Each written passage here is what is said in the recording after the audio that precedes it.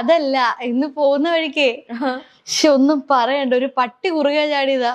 പുള്ളി നേരെ ചെന്ന് പട്ടിയുടെ മണ്ടയിലോട്ട് വണ്ടി കയറ്റിട്ട് കറങ്ങി അടിച്ചിട്ട് ഒരു ക്രോസിൽ ഒരു വണ്ടി വന്ന് ഇടിച്ച് കറങ്ങി അടിച്ച് വീണു. കാലും കൈയൊക്കെ ഒടിഞ്ഞ് ഇച്ചിരി ക്രിട്ടിക്കലായിട്ട് ഹോസ്പിറ്റലിൽ കിടക്കാം. അതിന് അല്ല നമുക്കൊന്ന് കണ്ടിട്ട് വരാം. വൻ കോമഡി എന്ന് എല്ലാരും പറയുന്നത്. മൊഹക്ക ഇങ്ങനെ ഇരിപ്പുണ്ടെന്നാ പറഞ്ഞത്. നമുക്കൊന്ന് പോയി കണ്ടിട്ട്. അമ്മാവൻ ആശുപത്രിയിലായതാണോ നീ ഇത്ര ചിരിക്കുന്നത്?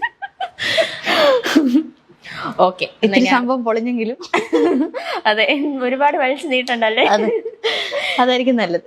ഓക്കെ, ഇനി അടുത്തൊരു ഡയലോഗ് വേണോ? വേണം വേണം, 5 ഉണ്ട്. 5 9 രസങ്ങളുണ്ടായിട്ട് ഞാൻ 5 കുറച്ചതാ. വടക്കം വീട്ടിൽ കൊച്ചുകുഞ്ഞിനോട് ഉടക്കാൻ നിൽക്കരുത്, ഉടച്ച് കൈത്തരും. ഇത് ശൃംഗാരത്തിൽ പറയണം. എന്റെ ദൈവം, ആൾക്കാർ എങ്ങനെ കണ്ടോണ്ടിരിക്കോ ദൈവമേ. ശൃംഗാരം ഒഴുകണം. നിങ്ങക്ക് വ്യൂവേഴ്സ് ഒന്നും വേണ്ടേ? വേണം. ഇത് കണ്ടോണം. ഇത് കഴിയുമ്പോ വ്യൂവേഴ്സ് എങ്ങനെ എന്താണ്? വടക്കം വീട്ടിൽ കൊച്ചുകുഞ്ഞിനോട് ഉടക്കാൻ നിൽക്കരുത്, ഉടച്ച് കൈത്തരും. ഉടച്ച് കൈത്തരും ശൃംഗാരം. ശൃംഗാരം. അതെ, വടക്കം വീട്ടില്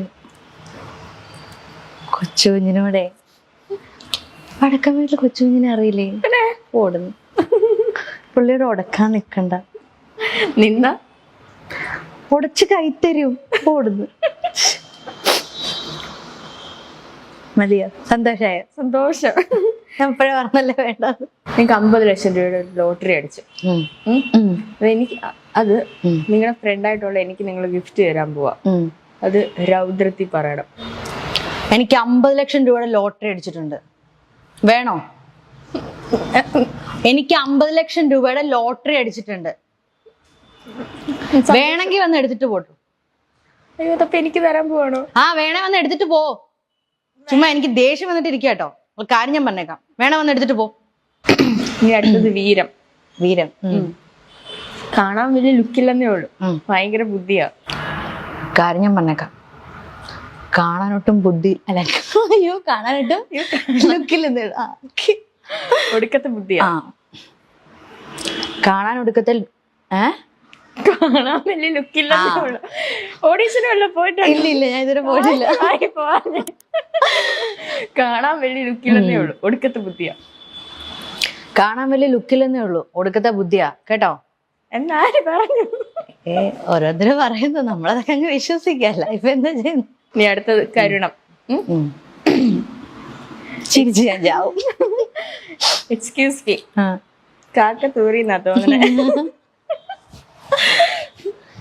കരുണമാണേ നമ്മുടെ. തെറ്റിടാ.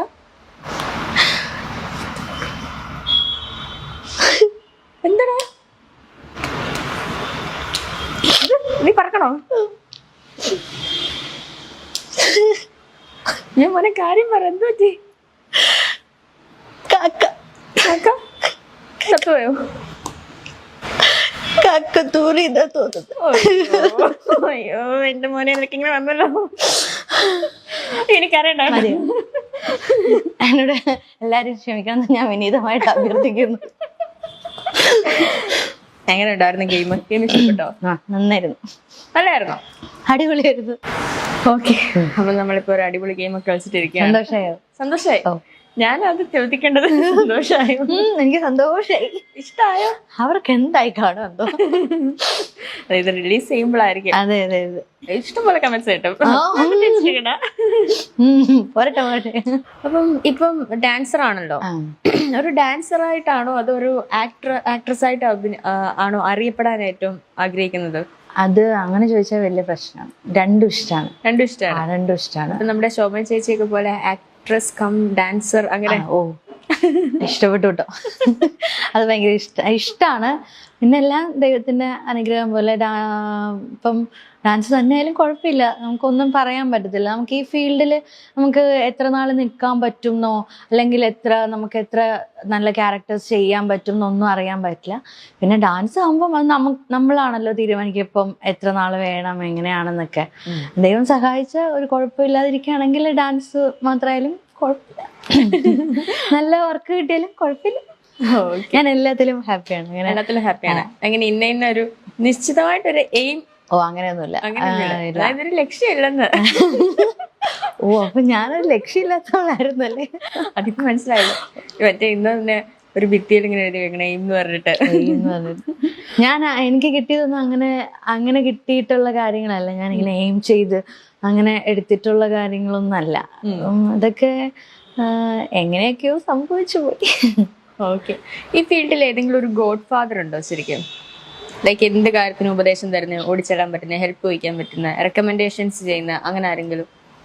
അങ്ങനെ ഒരാളുടെ പേര് നമുക്ക് അങ്ങനെ പറയാൻ പറ്റിയ, എനിക്ക് ആദ്യമേ മുതൽ എൻ്റെ കൂടെ നിന്ന് എന്ത് ചെറിയ ചെറിയ കാര്യത്തിനായാലും പോലും ആദ്യമേ തന്നെ എപ്പോഴും കൂടെ നിന്ന് സപ്പോർട്ട് ചെയ്യുന്നത് അമ്മ അച്ഛനും തന്നെയാണ്. അത് ഞാൻ ഏത് വഴിക്ക് പോണ ആ വഴിക്ക് പോയാൽ അത് വേണ്ട, അത് തെറ്റാണെന്നൊന്നും ഇത് വഴിക്ക് പൊക്കോ അങ്ങനെ പറഞ്ഞ് അതായിരിക്കും നല്ലതെന്നൊക്കെ പറഞ്ഞു വിടുന്നത് അവർ തന്നെയാണ്.